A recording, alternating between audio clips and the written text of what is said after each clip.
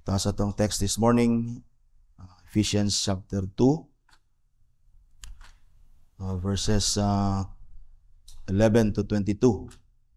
Therefore, remember that at one time you Gentiles in the flesh called the uncircumcision by what is called the circumcision, which is made in the flesh by hands. Remember that you were at that time separated from Christ, alienated from the commonwealth of Israel, and strangers to the covenants of promise, having no hope and without God in the world. But now in Christ Jesus, you who once were far off have been brought near by the blood of Christ. For He Himself is our peace, who has made us both one, and has broken down in the flesh the dividing wall of hostility, by abolishing the law of commandments expressed in ordinances, that He might create in Himself one new man in place of the two, so making peace, and might reconcile us both to God in one body through the cross, thereby killing the hostility. And He came and preached peace to you and who were far off, and peace to those who were near. For through Him we both have access in one Spirit to the Father. So then you are no longer strangers and aliens, but you are fellow citizens with the saints and members of the household of God, but built on the foundation of the apostles and prophets, Christ Jesus Himself being the cornerstone, in whom the whole structure being joined together grows into a holy temple in the Lord. In Him you also are being built together into a dwelling place for God by the Spirit. Amen. Thus far the reading of the Word of God. May the Lord add His blessing to His Word. Title sa sermon this morning is One People in Christ. Ako nagyuluhan og One People in Christ. Tungod kay angay nato ni nga sabton mga igsoon, tungod kay subo kayo pamalandungon sa atong panahon karon nga si Christ gihimo niya iyang katawhan nga usa, anyat kita di ba, ang Christianity karon ba nagkabahin-bahin, atong ginabungkag ang lawas ni Ginoong Hesukristo, ang gidawat ni Kristo atong gina-reject, di ba? So lain kayo paminahon mga igsoon. So atong paminahon ang pulong sa Ginoo concerning ani nga matter mga igsoon. Now, after the fall, nasayod ta mga igsoon that everything was corrupted by sin. The whole creation, not only the whole creation, but the whole humanity was ruined by sin. But nagapasalamat kita sa Ginoo mga igsoon that He promised redemption sa sin. Nag-promise ang Ginoo di lang sa redemption sa sin, and also redemption from its corruption and ruin sa sin. That's why even si Paul sa Romans chapter 8 speaks about the whole creation groaning. Even ang creation nga walay buot, di ba, nag-groan together in the pains of childbirth until even now, matud pa ni Paul, even as we also, those who are redeemed by Christ, also groan for our redemption, mga igsoon, longing for the making of all things new. So I hope nga long kaniana sa kagilad sa corruption sa sala dinis kalibutan, we know that si Jesus nagpromise siya mga igsoon, o nagsulti si Jesus sa Revelation chapter 21 verse 5 that He will make all things new. Ningon si Jesus, I am making all things new. Thus, marid nato sa especially sa book of Revelation nga naay new heaven, naay new earth, naay even new Jerusalem as Christ's bride adorned for her husband, naay new creation. Even ang believers, those who belong to the Lord Jesus Christ, gitawag og mga new creatures. And Christ making all things new, mga igsoon, or Christ making all things not only include the new heaven and new earth, and also the ordering of things anew, but Christ making all things new includes Himself as the second Adam, the new Adam, making a new humanity out of Himself. Thus, si Isaiah, speaking of the suffering Messiah in Isaiah chapter 53, he speaks of Christ. He speaks of the Messiah in verse 10 nga nag-ingon dito, as being crushed, the Messiah as being crushed according to the will of Yahweh, putting Him to grief, and when His soul makes an offering for guilt, he shall see his offspring. In other words, si Christ, as he suffers for the sins of his people, as he offers himself dito sa cross for the sins of his people, to remove the sin and the guilt of his people, Christ will certainly see his offsprings. His offsprings is a large number of souls that shall be born again. The elect shall be made alive in Christ and with Christ. And this offspring now is the new humanity in Christ, reconciled to God by the cross, which is the universal invisible church kaning people karon ni Christ, mga igsoon. Now, this is what Paul is talking about here in our text, brothers and sisters, that Christ came to reconcile the peoples of the world that is divided into Jews and Gentiles. The divided, or the peoples in the world, the Jews and the Gentiles, Christ came here to reconcile these people as one humanity through his cross. He came to create a new people out of the peoples of the earth, that is, out of the Jews and the Gentiles, verse 15b, that he might create in himself one new man in place of the two, that is, in place of the Jews and the rest of the peoples of the earth, which is called the Gentiles.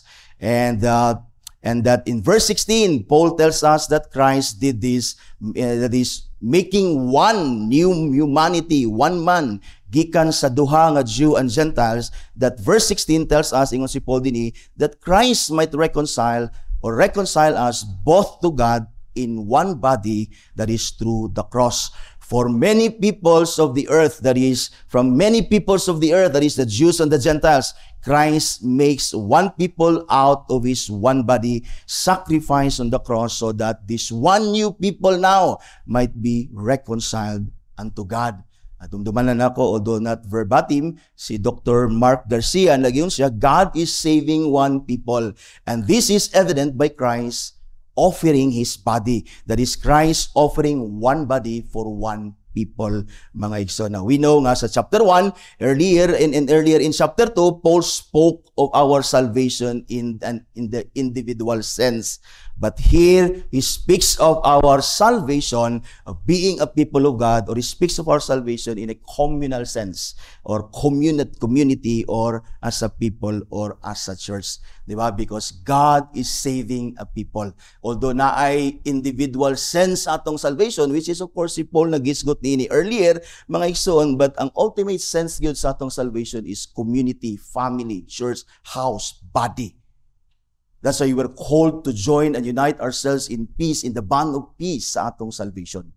Kaya ang salvation, or God is saving a people unto himself, mga igsoon. Now, ang background ani sa Ephesians, mga igsoon, or even sa katawhan sa Dios sa Hudiyo, o ilang relationship sa Gentiles, mga igsoon, atong makita nga to make one people out sa Jews o sa Gentiles, mga igsoon, is a very impossible thing sa human level, lugar, even sa ilang time. Even gani sa tong time karon nga pareho ra tagliwat, dili pang taga kasinabot, di ba, gakabungkag pa ganita. How much more ang Jew and Gentile sa panahon ni Paul, mga igsoon. Now, the Apostle Paul knew by personal experience how difficult it was to make Jew and Gentiles into an organic unity, a unity of perfect harmony and equality, even within the church, mga igsoon. Now, Jews believed that they were the only people in the world chosen and accepted by God. Mo ni ilang nadak-an, mga igsoon. Now, despite, mga igsoon, sa promise sa Ginoo kang Abraham that he will be a father of many nations, the Jews, the Israelites, claimed Abraham to be their father. Og nalimot sila nga si Abraham, ang promise sa Ginoo kang Abraham, that Abraham will be a father of many nations, and Israel is just one nation. Kung nagunahon na ang Israel, mga igsoon, the Jewish people, that they were the only chosen people of God, and the rest of the peoples of the world were rejected by God. Nalimot sila. But again, ang promise sa Ginoo kang Abraham that he will be a father of many nations, and indeed, he became the fathers of many nations, as we see now, mga igsoon. And then, nalimot sila sa promise sa Ginoo kang Abraham that God will bless the nations of the earth, and all the nations and the families of the earth will be blessed through the offspring of Abraham, referring to the Lord Jesus Christ, as Paul interpreted that mga igsoon scripture sa Galatians niya nga letter. Now, because of God's special dealings with the Jews in the Old Testament, mga igsoon, and God's instruction sa iyang katawan nga Hudiyo to separate themselves from the nations sa kalibutan. Diba? But we know ang purpose ato mga igsoon is because God is working His redemption mga igsoon through His people. But it does not necessarily mga igsoon kasi ang Ginoo ang iyang katawan ng Hudiyo ragid and wala siya labot sa katawan sa kalibutan because in the very first place God is the God of all people. He is the God, He is the creator of humanity. O gipili lang sa Ginoo ang Israel, di ba? Because diha mataw ang Messiah and they would act as His priests to the nations of the earth. Wherein ang Israel failed mga igsoon as Adam failed mga igsoon. So ang instruction sa Ginoo sa ila, ang dealing sa Ginoo sa ila, special dealing and God's instruction sa ila to separate themselves from the nations of the world mga igsoon, not knowing or limtan nila nga kini part na ni sa work sa Ginoo sa redemption or redeeming His people. That is ang people sa Ginoo which is all tribes, tongues, and nations. Now, tungod niini mga igsoon, nadala kini sa mga Hudiyo even sa New Testament sa time ni Jesus. And even si Jesus, nalimot sila sa nga si Jesus niyan hindi aron sa pagluwas sa katawan sa Ginoo which is not only Israel but all the nations, tribes, tongues that are scattered around the world mga igsoon. Now even in the New Testament, the church or New Testament church, this division of separation between the Jew and the Gentile, mga igsoon, continues to exist. Jewish Christians had often been unwilling. In fact, makita nato sa mga letter ni Paul that they were unwilling to admit Gentile people into the church except via Judaism, which is the issue nga gi-address ni Paul sa Galatians. Na gusto nila kung muhimo mong katawan sa Dios as Christians, kinahanglan ang mga Gentiles moagi sila, di ba? Mo-obey sila sa law sa Mosaic law ni Moses mga igsoon. So moagi sila Judaism aron sila mahimong part sa katawan sa Ginoo mga igsoon, which is gibadlong sila ni Paul nga dili na siya insakto. So makita nato nga even sa New Testament nadala kini kanaa kini nga hostility, na kini nga enmity between the Jew and the Gentile. Even si Peter nga naka-receive siya mga igsoon og vision and he heard a voice from heaven sa Acts chapter 10 not to call unclean, di ba? Not to call unclean, that is those whom the Lord made clean, referring to the Gentiles.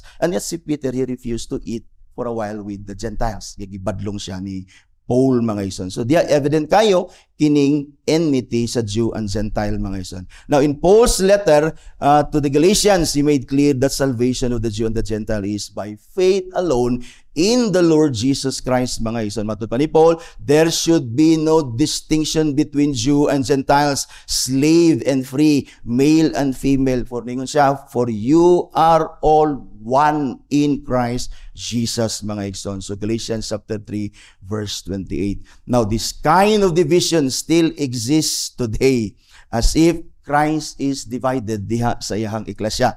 Many Christian churches and denominations are acting like Jew and Gentiles even now. Parang shameful kayo. Ang igsoon, they exclude people from their circles and claim that they are the only church Christ established, katawanan. Though we do not identify with those heretical and unbiblical churches, but we must make ourselves one with those who truly profess and believe our Lord Jesus Christ. Not only din sa simbahan, but also from other churches that professes and that honors the Lord Jesus Christ. Let us not separate ourselves from them. Let us not reject people or kanang di nato sila dawaton mga igsoon if they profess Christ and if they're willing to follow the Lord Jesus Christ mga igsoon, atong dawaton na nga mga tao because walay reason nga di nato sila dawaton kung ang Ginoo mismo nagdawat kanila.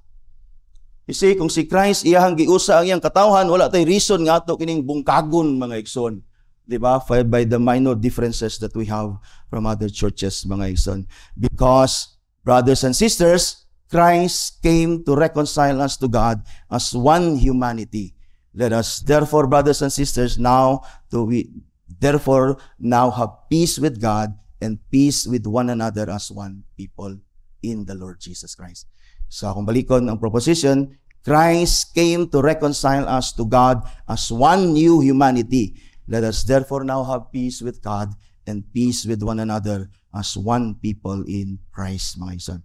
And that peace nga atong batunan sa tong koglingon among us with one another should lead us, of course, to accept, lead us to love, lead us to care, to defend, to help, and even to keep the unity of the church in the bond of peace. Kasi kanang atong kalinaw, magdawat sa matag usa, magtabang na kanato mga igsoon sa or magtukbod na kanato sa pagdawat, paghigugma, sa pagtinabangay or sa pagtabang o sa even sa pagkeep sa atong unity. Mga isa, again, sa ako nang gikingon, not only locally dinhi sa ato but to all the churches that honors the Lord Jesus Christ. So dili ta mahimong unfriendly, dili ta mahimong divisive, dili ta mahimo nga mga tawo nga mo claim ug moingon lang nga kitaray giluwas Ginoo, kitaray sakto nga iglesia, mga igsoon.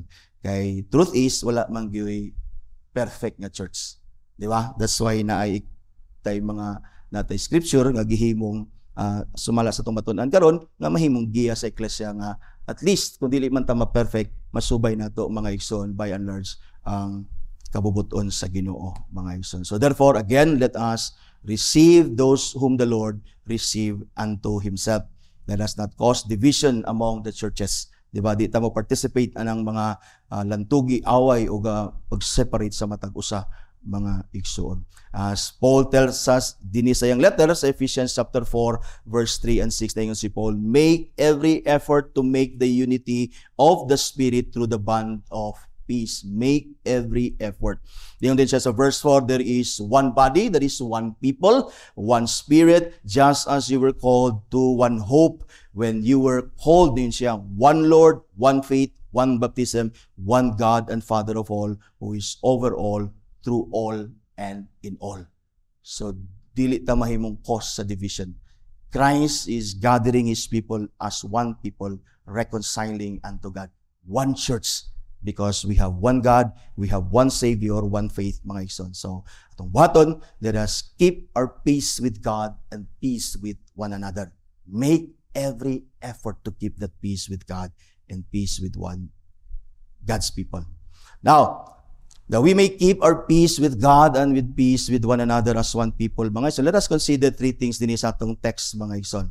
Importante ni nga mga butang. Ato ning malimtan, mga igsoon, then maguba ang katawhan sa Ginoo nga iyang giusa, mga igsoon.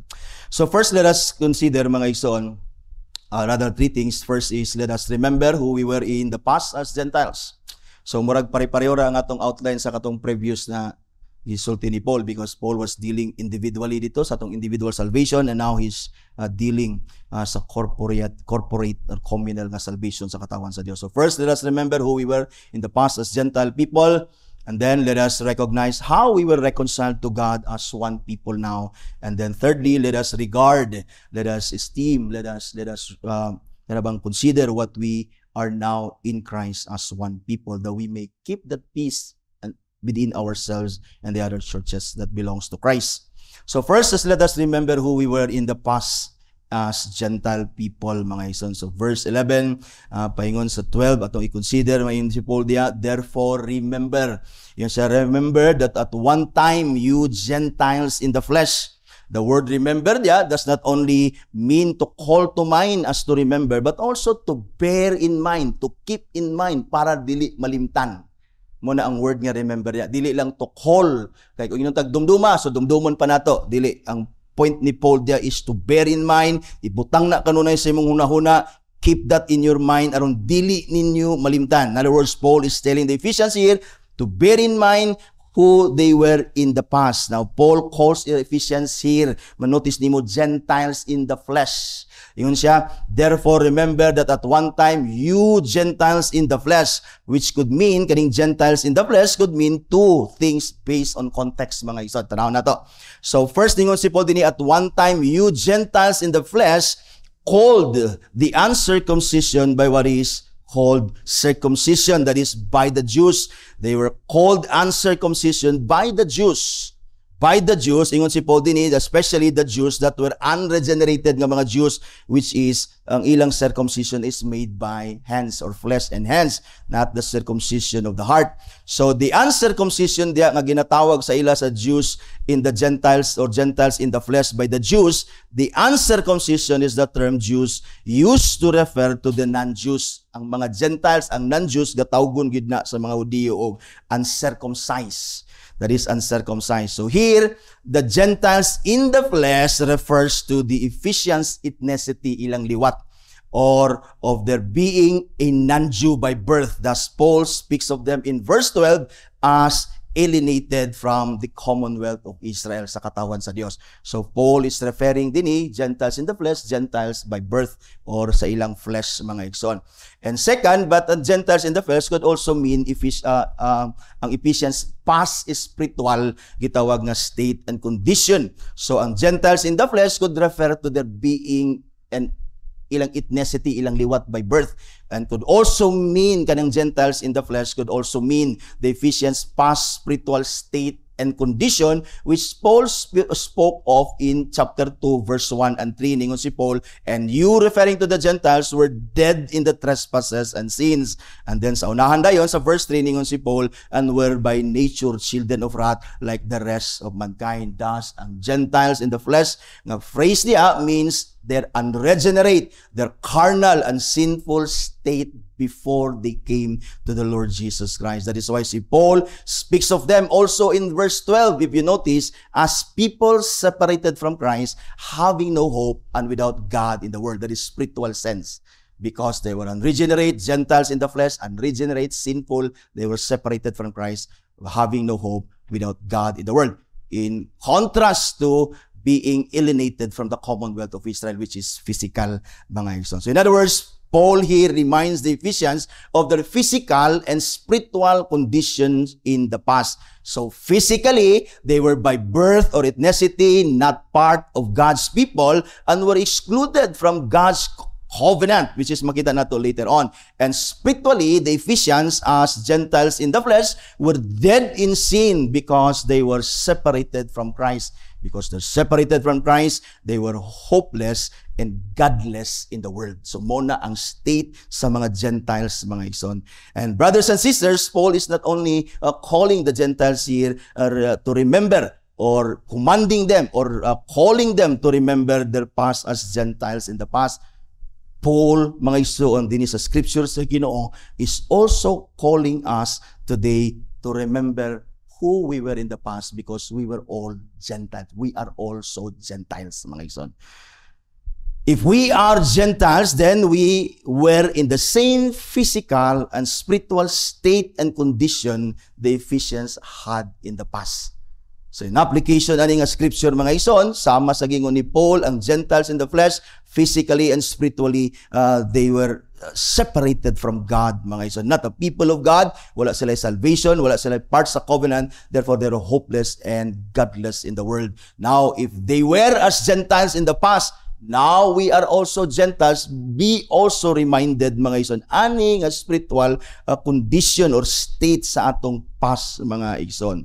So if we are Gentiles, then we are in the same or were in the same spiritual, physical and spiritual state and condition as the Ephesians had in the past. We were like them, separated from Christ. We were like them, separated from Christ. We were Christless. We were dead in our sin, living in disobedience to God, as we have learned, following the sinful world, Satan, and our fallen flesh, therefore doomed to eternal damnation owing our sin. Inani gihapon ang atong kahimtang as a people kaniadto, mga igsoon. So not only that we were separated from Christ, same as the Ephesians in the past, we were also alienated from the commonwealth of Israel. Parehata sa ila. Kung wa sila ilabot sa katawan sa Ginoo sa Israel, labaw pa ta until even now kung we don't belong to the Lord Jesus Christ. Meaning we were not part of God's people. We were Satan's people. That's why si Jesus, or rather si Paul, sa Colossians, tingon siya, diya kang Christ, gi-rescue ta sa Ginoo, gi-deliver ta niya from the kingdom of Satan, from the kingdom of darkness, and He has transferred us unto the kingdom of His Son, which is the Lord Jesus Christ. So we were like the Gentiles, we were separated from Christ, we were Christless, we were alienated from the commonwealth of Israel, meaning we're not part of God's people, and we were strangers to the covenant promise. Like the Ephesians, pariho ta sa ila because we are all Gentiles. Speaking of covenants din nga plural has reference si Paul lang i-refer din niya sa gitawag og mga many reaffirmations sa one covenant of grace because we know that God has one covenant of grace, mga igsoon. So lain-lain lang ang administration, ang reaffirmations down to the ages and even until sa tong time, mga igsoon. So God promised salvation by faith in the Messiah in the covenant of grace. In other words, outside this covenant of grace, there is no salvation. That is why Paul went on to say that as Gentiles in the flesh, we were separated, alienated, unrelated to God's covenant. Thus, we were hopeless, having no hope, mga igsoon. So kita kaniadto sama sa mga Ephesians, we were Gentiles, separated from Christ, mga igsoon. And then we were alienated. Dili ta katawhan sa Dios and we were unrelated sa gitawag og covenant of grace sa Ginoo. Therefore, we were like the Gentiles or like the Ephesians, the Gentiles in the flesh. Wala pud tay hope kaniadto as people, mga igsoon. That is why now that we are in Christ, giklaro ni Paul sa iyang prayer because kaniadto we were hopeless as the Gentile Ephesians, mga igsoon. Giklaro ni Paul kini sa iyang prayer sa chapter 1 verse 17 to 18 ang pag-ampo ni Pablo that the God of our Lord Jesus Christ, the Father of glory, may give us the spirit of wisdom and of revelation in the knowledge of God, having the eyes, ang iyang prayer, that our eyes may be open, that the eyes of our hearts may be open, may be enlightened, that we may know what is the hope to which God has called us. Because like the Ephesians in the past, we were all hopeless because wala tay labot sa katawhan sa Dios, wala tay labot sa iyang covenant, mga iso. Not only hopeless, but helpless, and many of us were clueless where we were heading as Christless people, that is, unto our eternal damnation. You see, kaniadto, di lang ta hopeless, di lang ta helpless. A lot of us and many of us are clueless nga asa ta paingon ngadto heading sa atong destruction, eternal damnation, because we were Christless people, mga igsoon. And worst of all, gipakita ni Paul as Gentiles in the flesh, like the Ephesians, mga igsoon, we were godless. Verse 12, being siya, having no hope and without God in the world. Not that we have no gods, because daghan kitag mga Diyos kaniadto apart sa atong faith ni Christ. We have many gods, we have many idols in the past. What we do not have in the past is the one true God, mga igsoon. Not that we do not know that there is one true God, but that we did not honor Him as God or give thanks to Him, so that we are without excuse.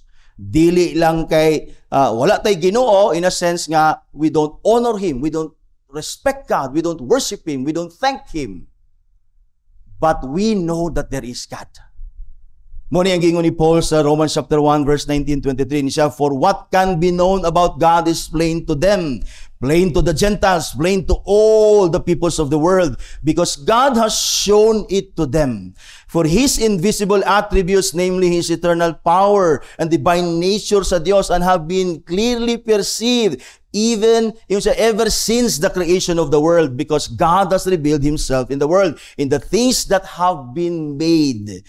So they are without excuse, matod pa ni Paul. Verse 21, ingunin siya, for although they knew God, kinsa may dili makaila sa Dios, nga makita man nato ang naay existence ang Dios, na say power, mga igsoon, because makita man nato sa nature nga naay nagbuhat nining tanan, none other than God. At ingon si Paul, for although they knew God, they did not honor Him as God or give thanks to Him, but they became futile in their thinking, and their foolish hearts were darkened. Claiming to be wise, they became fools, and exchanged the glory of the immortal God for images resembling mortal man, and birds, and animals, and creeping things. Muni kita kaniadto.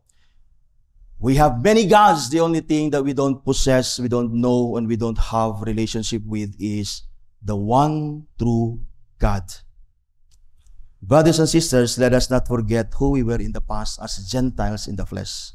We were separated from God, Christ. We were Christless, alienated, that is not part of God's people, unrelated to God's covenant of grace. Therefore, wala tay salvation whatsoever in the past. That's why gitawag tang hopeless, helpless, condemned people, and then godless without excuse. Di nato nilimtan ang atong past that we may not also forget the grace that God has shown us in Christ. In fact, ang word lagi nga remember is to bear in mind who you were in the past. Manangutan na si Sister Sanin sa ako, Pastor, sa langit, malimtan ba nato atong tanan sala? Akong tubag sa iya, I don't know. Pero kung malimtan magod nato ang atong past, di na nato mahimong madayeg ang Ginoo sa iyang grasya. Siguro we remember ang atong past as Paul tells us din to bear in mind who we were in the past. Para nga di pud nato malimtan, di nato ma-despise, di nato mabasta-basta ang grasya sa Ginoo. Because a lot of us speaks of grace sa Ginoo, nag-ingon ko na over-familiar ta sa grace to the point that we don't praise God and we are not thankful to God by living in gratitude, in holiness and righteousness for the grace that He has shown us. Tungod na kay na over-familiar kayo ta sa grace. And so it is also important and to bear in mind kinsa ta sa past. Unsa ta ka Christless, separated, alienated, unrelated, hopeless, godless in the world without excuse. That's why if you are still not in Christ, kung naman ka dini and you're still not in Christ, you're still in a terrible spiritual state and condition. But again, if you are in Christ, let us be thankful to God for sending the Lord Jesus Christ and for what Christ has done for us, mga ison. And this leads us to our second point this morning, mga ison. Let us recognize how we were reconciled to God as one people, mga ison. That is to be fully aware of and to know and to realize kung giunsa-unsa ta sa Dios sa pag-usa as one people and reconciled unto Him. So here, let us consider verse 13 and 18, mga igsoon. So again, naa ang word nga but diya sa verse 13. Umantag, ihulagway ni Paul earlier sa chapter 2, mga igsoon, we were dead in sin, di ba? Individually, patay ta sa sala, mga igsoon. And sa verse 4, then nagingon si Paul, but God being rich in mercy, pareho ra dinhi. Speaking of the salvation of God's people, communal or community nga salvation, mga ison. Verse 13, salamat nga nag-ingon ang pulong, but now in Christ Jesus you were far off, being brought near by the blood of Christ. Again, the phrase but now indicate a sharp contrast with the phrase at one time sa verse 11 and the word once here in verse 13, which ang once also means sa Greek formerly. In other words, kaning but now is in contrast kung kinsa ta kaniadto. Di ba? Kinsa ta kaniadto that we were separated, alienated, unrelated, hopeless, and godless in the world as Gentiles in the flesh, mga igsoon. So kaning description ni Paul nga separated, alienated, unrelated, hopeless, godless, mo ni ang iyang term magigamit karon, far off, which is far away from God. Inana ta kaniadto, mga ison. That is not only literally but also above all, especially in a spiritual sense, as being separated, alienated, unrelated, hopeless, and godless in the world. We were far off, not only literally but above all in a spiritual sense.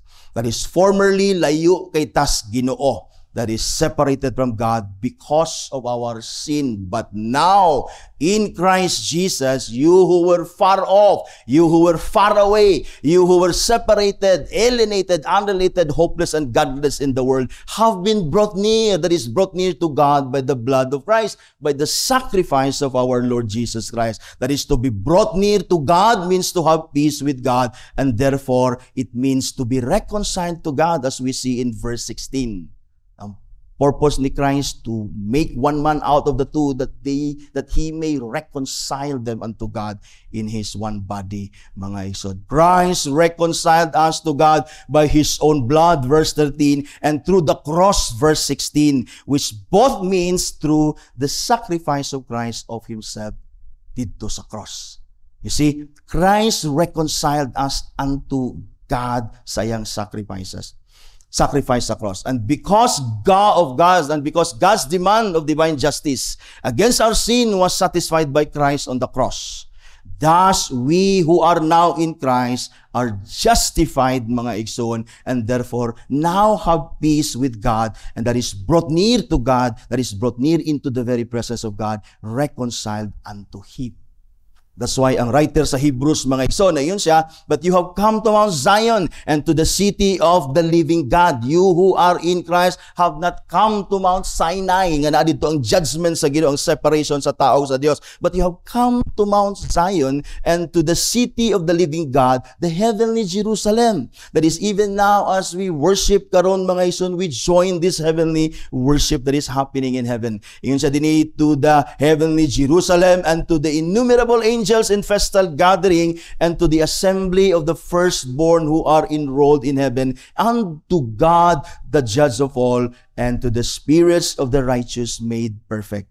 The reason why we are now in the very presence of God, reconciled to God, na ay peace with God, mga isin, is because of the sacrifice of our Lord Jesus Christ. That's why ningon si Paul sa Romans 5:1-2, therefore, since we have been justified by faith, we have peace with God through our Lord Jesus Christ.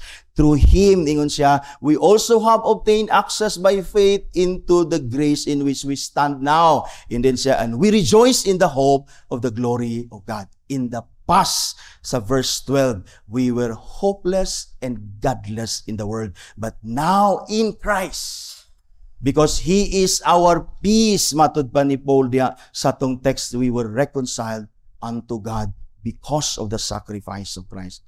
Si Paul went on to show din sa verse 6 and 10 sa Romans chapter 5, the reason why we have peace with God and therefore reconciled to God. Ningon si Paul sa verse 6, for while we were still weak, and at the time, ningon siya, Christ died for the ungodly, which includes the Gentiles in the flesh. Christ died for the ungodly. For one, ingon siya, will scarcely die for a righteous person, though perhaps for a good person, one would dare even to die. But verse 8, ingon din, but God shows His love for us in that while we were still sinners, enemies of God, Christ died for us.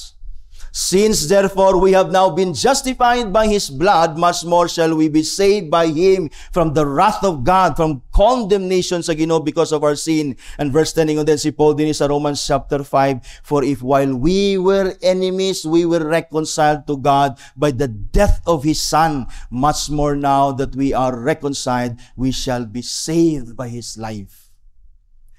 You see, makita nimo that we were far away, far off. That is separated, alienated, unrelated to the covenant of grace, hopeless without God in the world. But si Jesus, by His sacrifice on the cross, because ang naka-alienate sa atoa, ang naka-separate sa atoa, ang napaka-hopeless o napaka-godless sa atoa, isang atong sin. And because of the Lord Jesus Christ, mga igsoon, dying for our sin, or died for our sin, nahimong na-reconcile ta sa Dios. Thus, si Paul di sa tong text went on to say in verse 14 na yun siya, for He Himself is our peace. That is, Christ Himself is our peace. Not only did Christ reconcile us to God, matod pa ni Paul diya, mga ison, but yun sa dini, for Christ Himself is our peace, who has made us both one, that is the Jew and the Gentile, and has broken down in the flesh the dividing wall of hostility. Pinaagi sa iyang sacrifice si Christ, we have peace not only with God as people, that is we have peace with God. God had peace with man and God. And then also, dili lang kay God and man ang nagbaton og peace sa sacrifice ni Christ, also man and man nagbaton og peace, mga isan. Now, this dividing wall of hostility din speaks of, again, the separation of the Jews and the Gentiles, mga igsoon. Now, Paul may have alluded kini nga statement, dividing wall of hostility here sa barricade which is in Jerusalem, separated the court sa Gentiles from the temple proper, mga igsoon. But si William Hendrickson mo niyang i-comment concerning kaning statement ni Paul, dividing wall of hostility. Paul may have again alluded sa katong barricade, physical nga barricade that separates the Gentiles from the proper or temple proper, mga sa Jerusalem. But si William Hendrickson commented that what Paul, ingon siya, Apostle Paul was actually speaking of was something far more serious and dreadful, namely kaning the inveterate, the habitual hostility, the habitual enmity between the two groups, that is the Jews and the Gentiles. Matod pa niya, humanly speaking, the wall of hatred, that is the wall of hatred and contempt that divided Jews and Gentiles, which had been strengthened by centuries of mutual nga grabe nga away, grabe nga ininsultuhay nila, mga igsoon. So the wall, the dividing wall of hostility is kaning hatred and contempt between the two peoples, that is, the Jewish people and us, the Gentiles, mga igsoon. So this wall of hatred and contempt that separate these two people groups, Christ demolished, that is, Christ broke down in His flesh, that is, in His sacrifice on the cross. Why and how, mga igsoon? How Christ died for the Gentiles, because how Christ died for the Gentiles, the same way He died for the Jews, mga igsoon. That's how Christ demolished the dividing wall, katong sa Jerusalem man ang ipasabot ni Paul, or this enmity between the Jews and the Gentiles, this hatred. So Christ iyahaning gi-demolish by dying for the Gentiles and dying for the Jewish people. That's why ang verse 15 na din, abolishing the law of commandments expressed in ordinances, that He might create in Himself one new man in place of the two. So making peace, not only peace with God, but making peace between the Jewish people and the Gentiles. And make, in the English din, verse 16, and might reconcile us both to God in one body to the cross, thereby again killing the hostility. That is, Christ did not only brought peace to both Jewish people and the Gentile people as one people to God, reconciling them unto God, but He also, by the same sacrifice, brought peace to Jewish and Gentiles as now one new man in Christ, mga igsoon. So Christ did not only make peace between God and man possible, but He also, or at the same time, made peace between man and man. That is why wala tayo reason to separate and to disunite and to reject those whom the Lord made one with Himself, mga igsoon. This is the reason why Christ came, to reconcile us to God as one new humanity. That is why Paul went on to say in verse 17 and 18 that Christ preached one gospel of peace to both people. That is, one people, and this one gospel of peace, that is Christ. He preached niya ang one gospel. He preached niya iyang kaugalingon. And then He preached one Savior, one Christ, and then one way to the Father by one Spirit. Verse 17 yun siya, and He came and preached peace to you that were far off, that were Gentiles in the flesh, and then peace to those who were near, that were the Jews. And through Him, we both have access in one Spirit to the Father. In other words, na-unite ta as one man, and then na-unite ta, rather na reconcile ta also ngadto sa Dios as one new humanity karon. Christ by His sacrifice reconciled sinners to God, that is, making peace between God and man. Thus, gi-reconcile ta niya balik sa Dios, mga igsoon. That's why ang call, ang appeal ni Paul sa 2 Corinthians chapter 5, verse 20, ningon siya, therefore we are ambassadors of Christ, making His appeal through us. We implore you on behalf of Christ, be reconciled to God, because that is the reason why si Jesus ni anhis kalibutan, to reconcile sinners, to reconcile peoples of the world as one man unto this one God, mga igsoon, with one sacrifice of Himself, that one gospel nga gi-preach ni Christ to all the peoples of the earth, mga igsoon. Have peace with God in Christ, for Christ Himself is our only peace with God, mga igsoon. Please do not die in your sin. Come to Christ. Come to Christ for the complete forgiveness of your sins and be reconciled to God, mga igsoon. So if you have peace with God, keep that peace with God, mga igsoon. Keep that peace with God. Praise God for what Christ has done sa imuha, and also praise God for what Christ has done for us all din sa church, mga igsoon, and for those who believe in the Lord Jesus Christ, that He made us as one man, reconciled us unto God by His one sacrifice. Now, with regards to our peace with one another, let us consider our last point, mga igsoon. Let us regard what we are now in Christ as one people, the church, mga igsoon. So who we were in the past as a people, we were Gentiles in the flesh. We were separated, mga igsoon, from Christ, and then alienated, dili ta people sa Ginoo. We were unrelated to the covenant of grace, hopeless and godless. And then Christ, mga igsoon, made peace to God for our sake by dying on the cross para sa atong sin.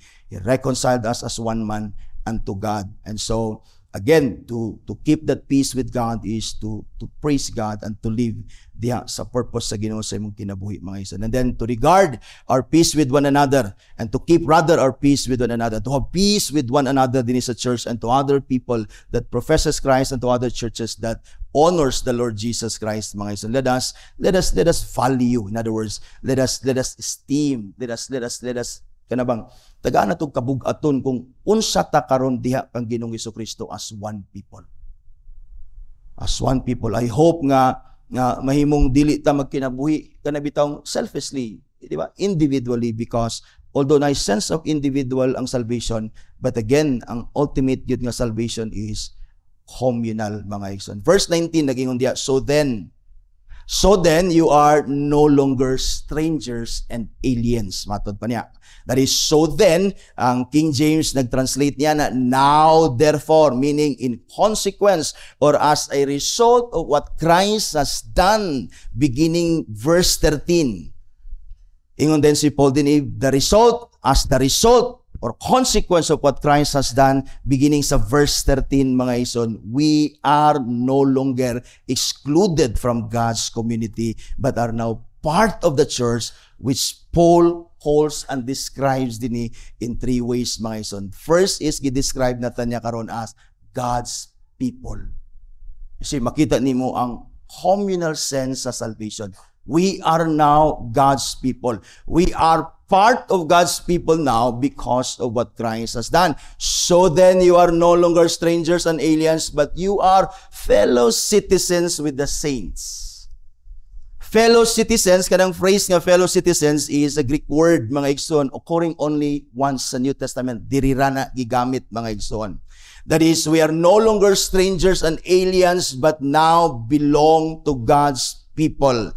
People who were separated from the world and consecrated for Himself as a people for His own possession, that is, with the saints. We belong to the people of God na gitawag og saints, mga ison. Saints are people who were set apart, consecrated for God as His own people, mga ison. Now think, ana, you were Gentiles in the flesh kaniadto, separated from Christ, and then alienated from the people of God. We don't belong to these people, these covenant people, but now we are fellow citizens with these people. We are now part of God's people. Si Peter gitawag taniyan din sa 1 Peter chapter 2 verse 9, you are a chosen people. You see, one people na, and he's referring to the Jews and the Gentiles, a royal priesthood, a holy nation, one nation, a people for God's own possession. Now, brothers and sisters, we now belong to God as His own possession. We do not belong to ourselves anymore. Thus, we do not live to self, but live to God. Life is not about self. It's not about our ambitions or dreams or desires. It's not about our plans and purposes aning a life, but it is about living for the glory of God. As ang atong catechism na what is the chief end of man? The chief end of man is to glorify God and to enjoy Him forever. Kaning sense din nga unsa ta karon kang Ginoong Hesukristo, mga ison, as one people. We are God's people. In other words, kaning atong pagkinabuhi diya sa Dios is we do it together as God's people. We do it together as God's people. That is why sa church, mga ison, we have again that sense of accountability and responsibility to live holy, righteous life together as one. Bisag di ta mag-uban. We have that responsibility and accountability.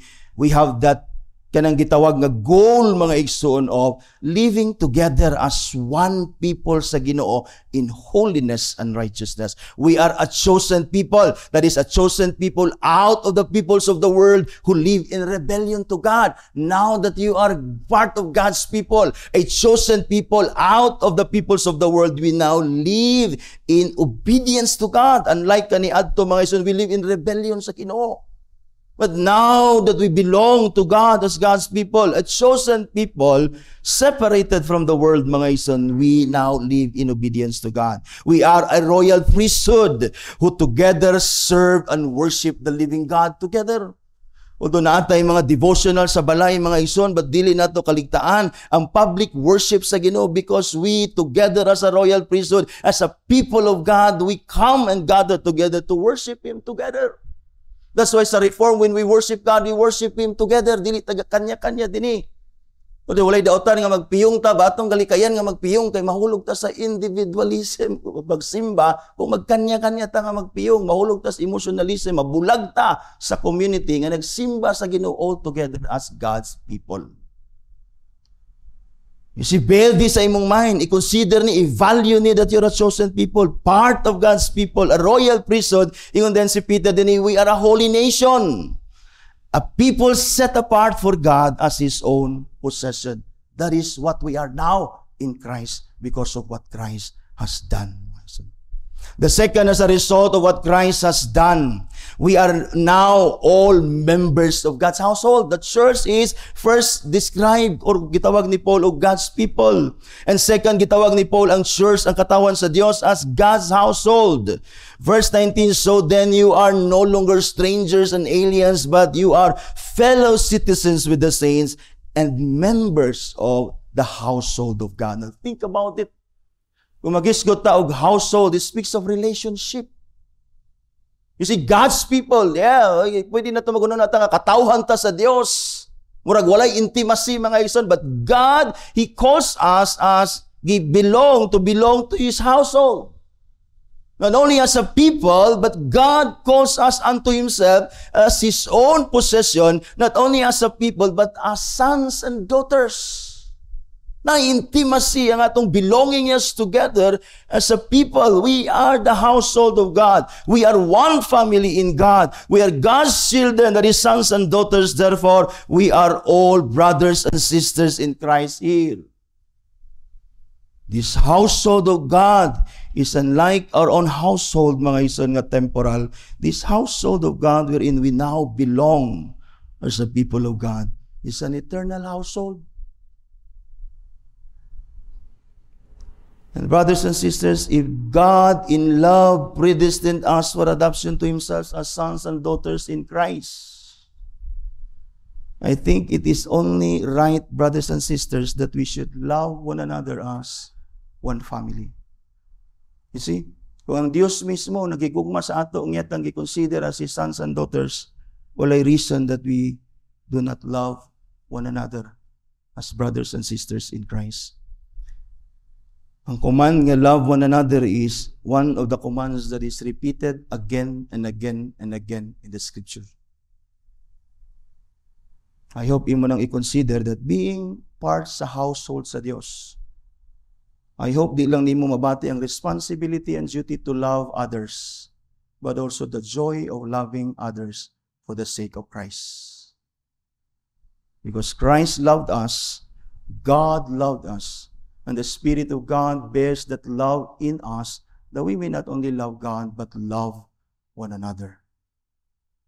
And because love covers a multitude of sins, then if we love one another as one household, atong mag-keep ang unity within ourselves, mga igsoon. You see, as one people.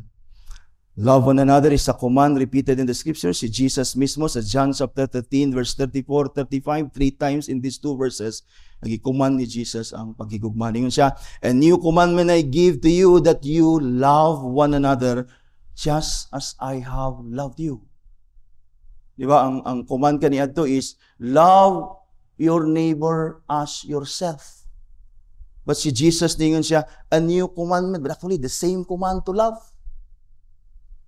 But sa lain nga manner, lain nga basis sa paghigugma sa uban. Sa kaniadto, we're commanded to love others as we love ourselves. But now, as a new command ni Christ ato, to love one another just as Christ loved us. Then pamalandungi, huna-huna, yun sa paghigugma ni Christ. Think about it. How did Christ love you? He gave Himself for you. His all, His life. And how we are to love others. How we ought to love others. We are to give our lives as well. Our resources, our everything, our time, tanan, we must sacrifice to express our love for others because Christ expressed and manifested the love of God sa ato through Him coming, sacrificing Himself for our sins. Now, if you cannot love others the way Christ loved you, you have not obeyed His command to love one another. You shall love one another just as I have loved you. You also are to love one another. You also are to love one another. 35, niyon siya, verse 35, by this all people will know that you are my disciples if you love one another. In other words, mailan lang kita nga mga tinuod na Kristohanon if we love one another just as the Lord loves us. Love one another as one household. John 15 verse 12, this is my commandment, ingon si Jesus, that you love one another again just as I have loved you. And here in Paul's letter sa Ephesians chapter 4 verse 2, ningon si Paul, with all humility, gentleness, with patience, bearing with one another in love. You see, think of ourselves here loving one another just as Christ loves us. Will there be division among us? Will there be trouble? Will there be hatred? Will there be kana bang pagkabahin-bahin din isulot sa Ecclesia? I don't think so. Because Christ, by His own love and expressing the love of God for us, He gathers us as one people unto Himself to reconcile us unto God. That by this, because God loved us, He considers us as His sons and daughters. If there is love within this household, there will be peace because love covers a multitude of sin. I hope walay selfish din sa ato. I hope walay naan din nato that loves himself alone and considers his own interests. Sama sa yun ni Paul sa Philippians chapter 2. Na si Christ wala niya i-consider iyang kaugalingong interest, but He considered our interests. He came here, He humbled Himself, and He gave Himself for us all. I hope walay selfish din sa to. Because if you live for yourself and if you're selfish, you are not uniting yourself and you're not keeping the bond of peace sa katawan sa Diyos wherein si Christ, He gave Himself as our peace that we may be one household in God, mga igsoon. So first, we belong to Christ as a church, mga igsoon, and as a church, we are God's people, we are God's household, and finally, gidescribe ni Paul din ang church as we are God's dwelling place. You see? We're God's dwelling place now. That is a holy temple in the Lord. Nadia sa verse 20, mga igsoon, verse 20 to 22. Atong basahon ningon siya, built on the foundation of the apostles and the prophets. Ningon din siya, dini Christ Jesus Himself being the cornerstone. Verse 21, in whom the whole structure of the church being joined together and grows into a holy temple in the Lord. And verse 22, ningon din si Paul, concluding kaning iyang part sa iyang letter, yun siya, in Him you also are being built together into a dwelling place of God by the Spirit. We are God's temple, where God's Spirit dwells. 1 Corinthians chapter 3 verse 16 and 17, ningon si Paul, do you not know that you are God's temple and that God's Spirit dwells in you? He was referring to us as a church gathered together, mga igsoon. If anyone destroys God's temple, God will destroy him. For God's temple is holy. Yung din si Paul, you are that temple. You there is plural. That is we as a church. It's a temple of God, a dwelling place of God, mga igsoon. Now, think of us now as a temple and a dwelling place of God. In Christ, na kaniadto dili man. I think this will remind us sa unsay naa dito sa Garden of Eden before the fall. That the Garden of Eden is a temple of God, a dwelling place of God. And take note, a dwelling place of God nga naa dito si Adan, mga igsoon. Na dito si Eve, na dito ang humanity, mga igsoon, sa Garden of Eden. That's why ang Revelation chapter 21 verse 1 and 3 muni giingon mga igsoon, when I saw a new heaven and a new earth, for the first heaven and the first earth had passed away, and the sea was no more, and I saw the holy city, New Jerusalem, coming down out of heaven from God, prepared as a bride adorned for her husband. That is a people. Yun din siya, and I heard a loud voice from the throne saying, behold, a dwelling place of God is with man. And He will dwell with them, and they will be His people, and God Himself will be with them as their God. The picture sa Garden of Eden, is it not? God is just restoring katong iyahang original plan, katong iyang desire that He Himself will live with His people. That His people will be His temple, and that His people will be His dwelling place. As God's temple, His dwelling place, the church, brothers and sisters, we are, verse 20, built on the foundations of the apostles and the prophets, Christ Jesus Himself being the cornerstone. The foundation wherein this church, this people, this temple, this dwelling place of God is built upon is naa sa teachings of apostles and the prophets. And of course, the teachings of the apostles and prophets is none other than the Lord Jesus Christ. That's why ningon si Jesus, all scripture speaks of me. Thus si Paul, mga igsoon, in 1 Corinthians chapter 3 verse 11, he speaks of Christ as the foundation of the church. He said, for no one can lay a foundation other than that which is laid, which is the Lord Jesus Christ. So, ultimately, ang foundation is not the apostles and the prophets. Literally, it is Christ nga ilang gipreach. It is Christ nga ilang gitudlo. It is Christ that they have foretold, mga ison, in the past. The church is the body of Christ and is rightly founded upon Christ Himself. That's why any church that is not founded in the teachings, on the teachings of the apostles and the prophets, is not a church of Christ. Muna nga pangutana diya, mga ison, who is running the church? Kung asa ka nabilong, who's running the church? Are there elders who teach and rule the church? Is the church Christ-centered?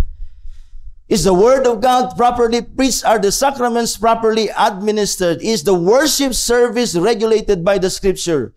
Is there fellowship among believers within the local church? Are all these things, because all these things are taught by the apostles and the prophets. This is in fact the marks of the church. You see, ang marks of the church sa reform nga itong nabalaan is na ang preaching sa word sa Diyos and na ang proper administration sa sacraments. And then gidugang ang church discipline because part na sa administration sa sacraments. But ang IPC, gibasa na ko ang ilang church book of order sa church nila, sa IPC. Ilang gidugang dito, based sa Acts, mga igsoon, nga ang apostles and the apostles, ang ilang i-dedicate ilang self sa prayer and preaching. And then, ang sacrament, breaking of the bread, gidugang nila dito ang worship. True worship. Mark sa true church is na ang true worship. And then ang fellowship within the believers. In other words, na ang living together as God's people, loving one another, bearing one another's burden, helping one another, na within the church. Okay, we're not again people of God as a church, we are household.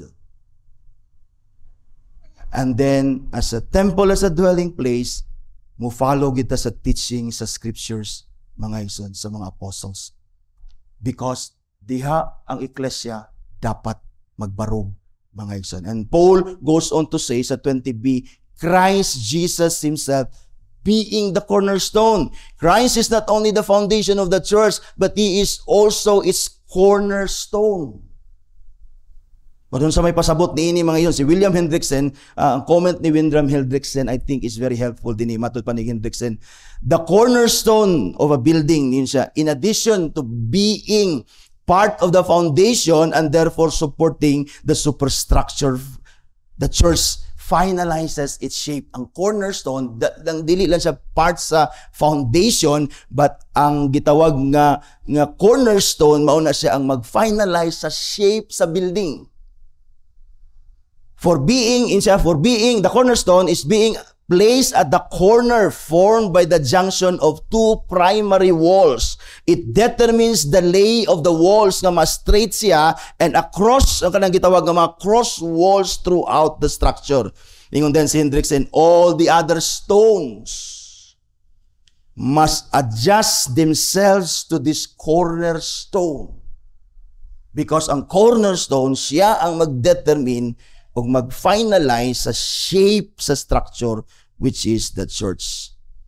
Ingon din siya, so also, in addition to resting in Christ as our foundation, the spiritual house, the temple of God, is determined as to its character by Christ. Because He is not only the foundation, He is the cornerstone.